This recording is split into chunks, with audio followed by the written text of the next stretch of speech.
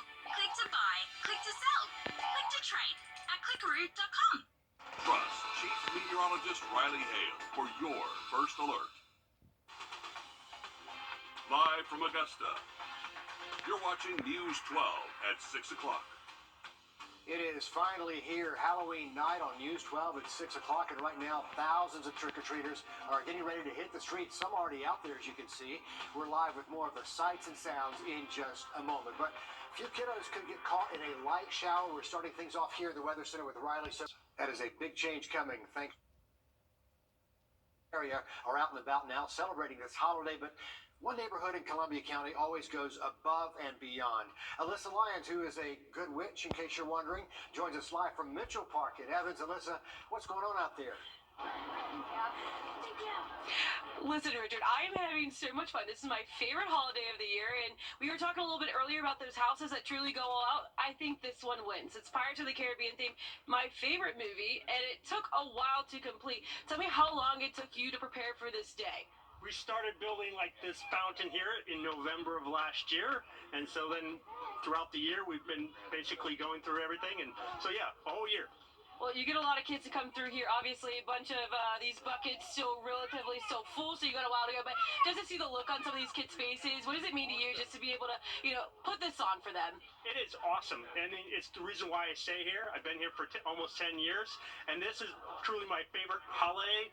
I would say Christmas I enjoy, but seeing all the kids, it makes my day.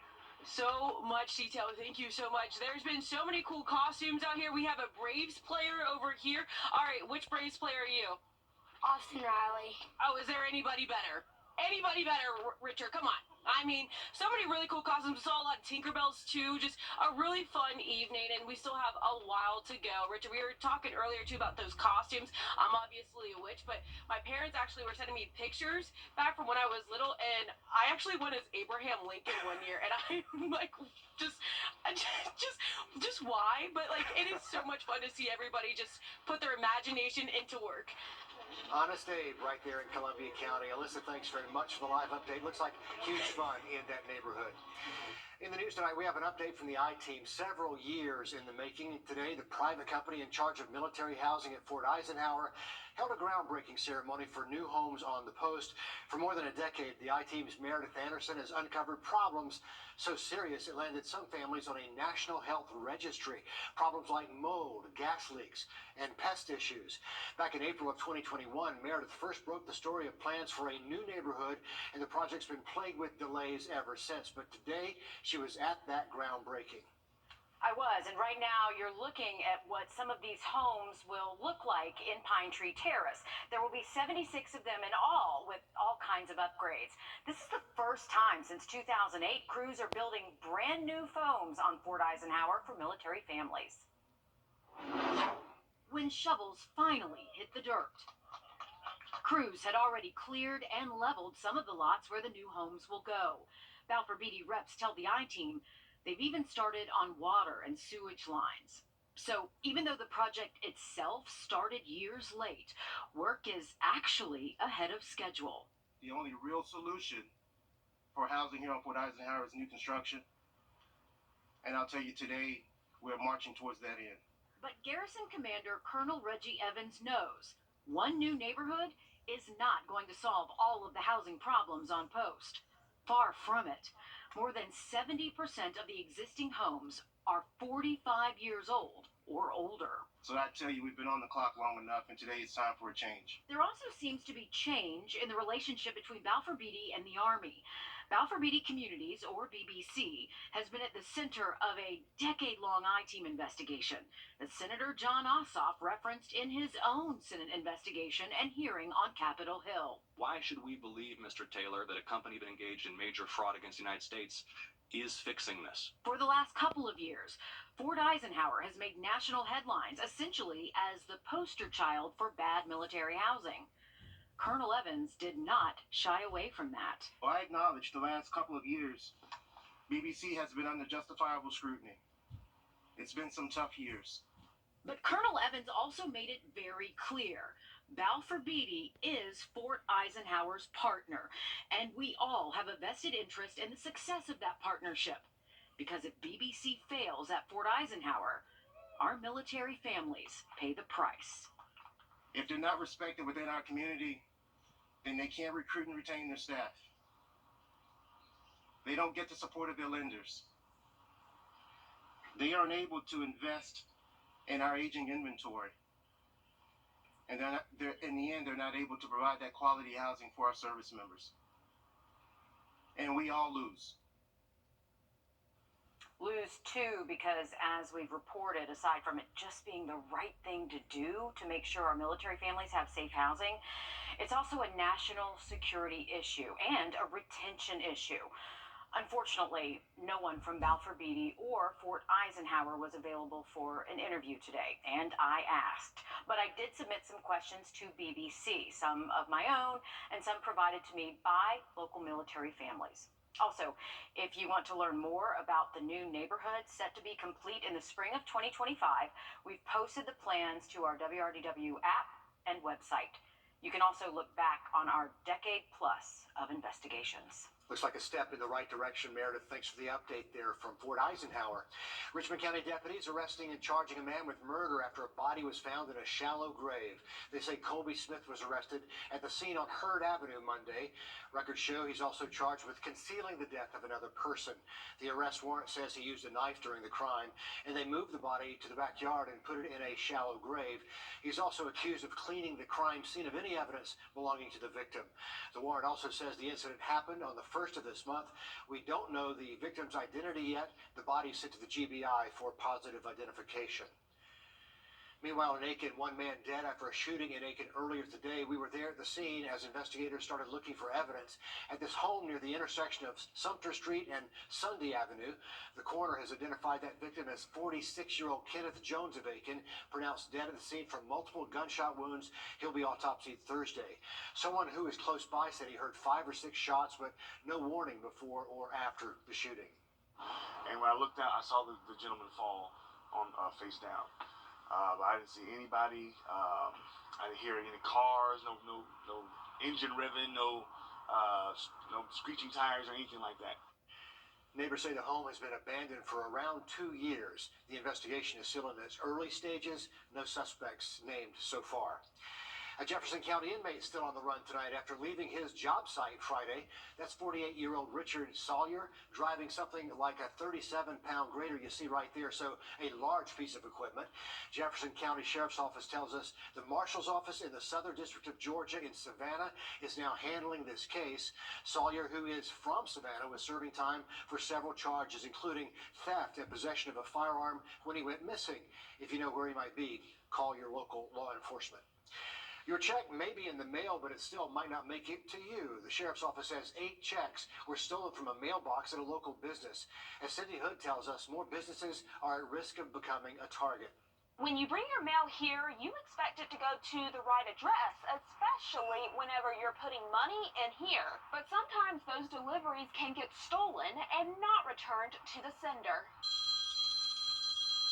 I was notified by my bank that 2 business checks that we had mailed out were cashed, but not by the vendor who they were sent to. The checks never delivered. Fortunately, I have 2 accounts, so I was able to use my other account to continue doing business. My bank was able to contact the other bank quickly and get those funds reversed before it went any further. A close call. I've seen a lot being in business for 25 years, but I've never seen anything this crazy. Business people need to be aware of the possibility of this happening and to watch your account every single day. He's talking about the possibility of your check going into a blue bin and someone else getting a hold of it. They're after business accounts, and they don't know how much money we have in our account, but most businesses have a fair amount of money in there. We're talking thousands here. One business in Richmond. The investigation is still in its early stages. No suspects named so far. A Jefferson County inmate still on the run tonight after leaving his job site Friday. That's 48-year-old Richard Sawyer, driving something like a 37-pound grader you see right there, so a large piece of equipment. Jefferson County Sheriff's Office tells us the Marshal's Office in the Southern District of Georgia in Savannah is now handling this case. Sawyer, who is from Savannah, was serving time for several charges, including theft and possession of a firearm when he went missing. If you know where he might be, call your local law enforcement. Your check may be in the mail, but it still might not make it to you. The sheriff's office says 8 checks were stolen from a mailbox at a local business. As Cindy Hood tells us, more businesses are at risk of becoming a target. When you bring your mail here, you expect it to go to the right address, especially whenever you're putting money in here. But sometimes those deliveries can get stolen and not returned to the sender.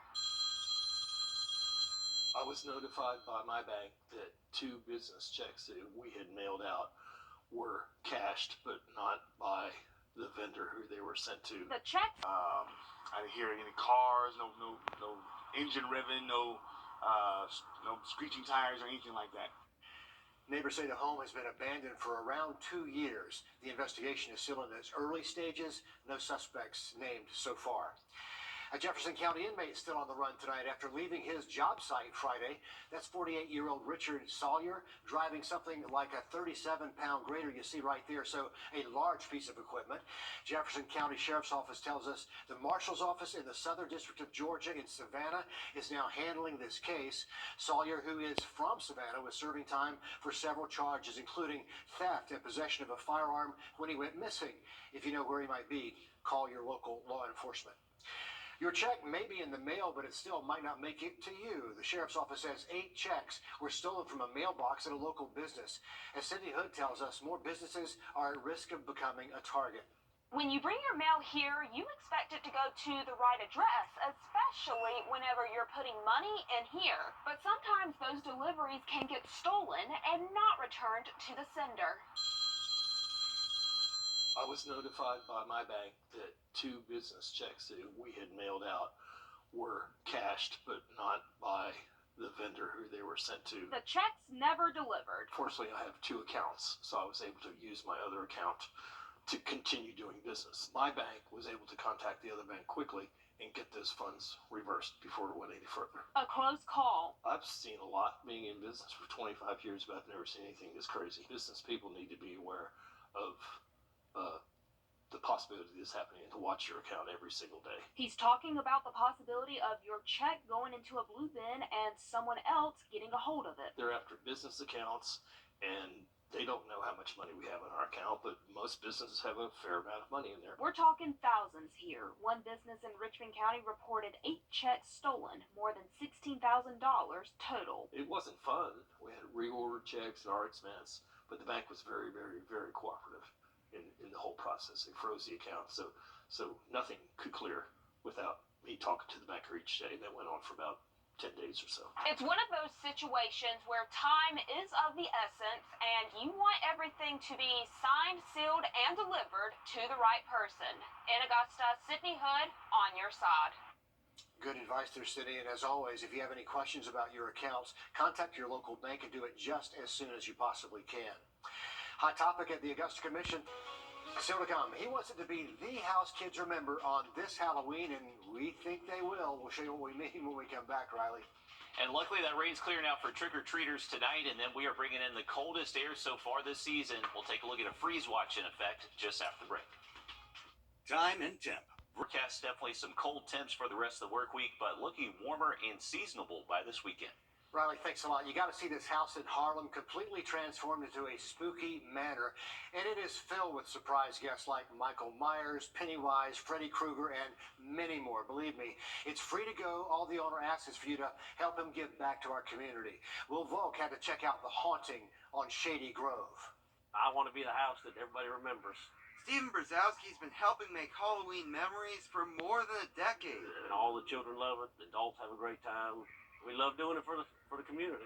They spend at least 6 weeks setting this up. It's free. They only ask you to bring canned food. I'm not looking for any monetary value back, so we started doing the canned food thing. That's a way for somebody to donate, and we just pass it on to the local food bank. Let's go in and let's experience this haunted house. We captured my reactions on live television. I don't scare easy, so I'm not too worried about this. I was doing fine until I thought I heard a chainsaw guy. What's up? Oh, there we go. Oh, boy. But as it turns out, there's no reason to run.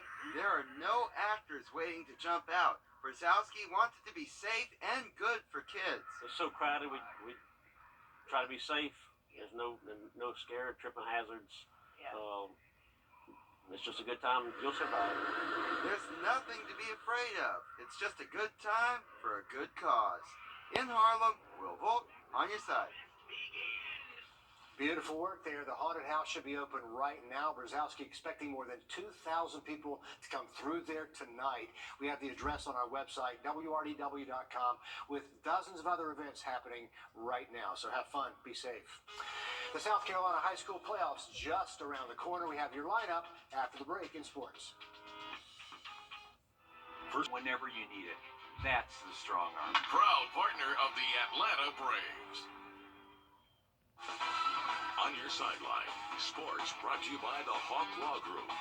This Friday marks the final week of the regular season for Georgia high school football, and that means it's also the first round of the playoffs for our South Carolina teams. Let's start in Class 4A. After completing the regular season with a perfect 10-0 record, the undefeated Midland Valley Mustangs will embark on their playoff journey by taking on Easley in the Valley on Friday night. The Jackets will be in North Augusta for a battle with Greenwood, and the T-Breads will be on the road in Greenville. In Class 2A, Strom Thurmond, Silver Bluff, Batesburg, Leesville, and Barnwell are all starting their postseason runs at home. Saluda is our 5th playoff team in Class 2A, and they'll be hitting the road to face Newberry. We also have 5 teams still standing in Class 1A with their impressive 8-2 record. Blackville Hilda will host McCormick in the first round. Denmark Olar and Wagner Sally are both at home, while Ridge Spring Minetta and Allendale Fairfax will be playing on the road. As we speak, the South Aiken girls volleyball team is facing off with Catawba Ridge in the Class 4A Upper State Championship. The winner of tonight's state semifinal match will advance to the Class 4A State Championship this weekend. I'll have a full breakdown of everything high school volleyball tonight at 11. Looking forward to it, Dan. Thanks a lot. Back to Halloween now. Fairies, superheroes, animals, and more walking the hallways of the Children's Hospital of Georgia today for their annual trick-or-treat. For the 30th year, organizers brought Halloween to the kids to make sure their stay feels a little more like home. Taylor Martin takes us there. It's a 30-year-old tradition. It's our most fun day here in the hospital. Bringing spooky fun to the kids who call the Children's Hospital of Georgia home. This is really important for them to celebrate the stuff that they would normally do if they were outside the walls of the hospital. No ghouls and goblins around this corner, though. Instead, there's furry friends, crayons, Barbies, Minions, and mini Spideys. Getting a lot of candy. After 2 years of restrictions from COVID, it's their first year fully back with staff in the community on board.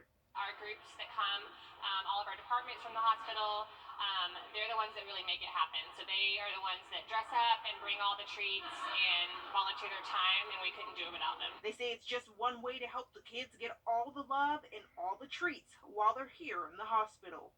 I think it's just really important that for chronically ill kids that the hospital becomes part of a home for them.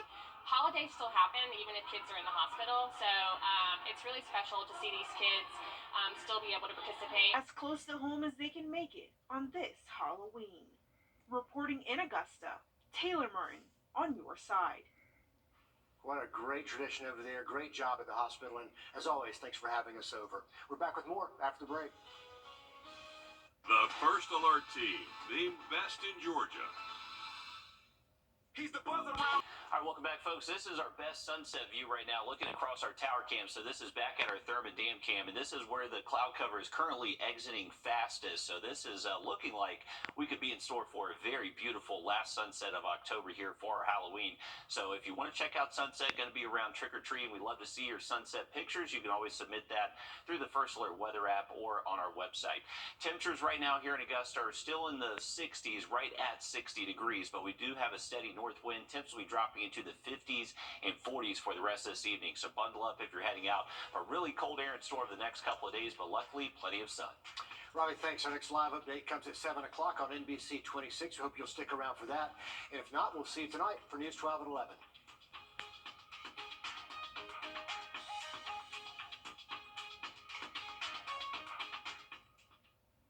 We focus on solutions, finding solutions to help people understand what are the right choices to make for you and your family. Check us out online. Richard Rogers, been watching him since I was a kid. 15 years, 12, 20 years. He influences the Augusta spirit. His honesty, every time I run into him, whether it's at the ball game or at a restaurant, he's always friendly, but he's also down to earth. He feels local and knowledgeable. I think he's phenomenal. He really cares about the community. He's got a sense of humor, but he does, again, gets direct to the point on stuff. Just the way that he covers things and his attitude about everything is just something I really enjoy watching. If Richard got 30 years, he's the voice of authority around here then. Celebrating 30 years with Richard Rogers.